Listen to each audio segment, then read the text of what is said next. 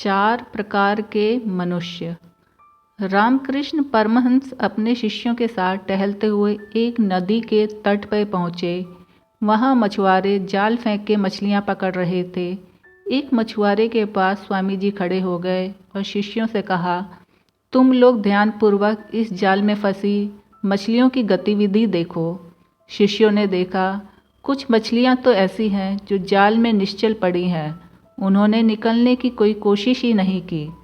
कुछ मछलियाँ निकलने की कोशिश तो कर रही थी पर निकल नहीं पाई और कुछ जाल से मुक्त होकर पुनः जल में क्रीड़ा करने लगी। परमहंस ने शिष्यों से कहा, जिस प्रकार मछलियाँ 3 प्रकार की होती हैं उसी प्रकार मनुष्य भी 3 प्रकार के होते हैं। एक श्रेणी उनकी है जिनकी आत्मा ने बंधन स्वीकार कर लिया है और इस भव जाल से निकलने की बात सोचते ही नहीं।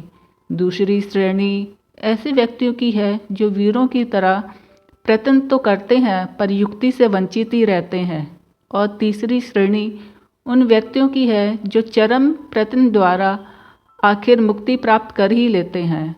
परमहंस की बात समाप्त हुई जान एक शिष्य बोला, गुरुदेव, एक चौथी श्रेणी भी है जिसके संबंध में आपने कुछ बताया ही नहीं।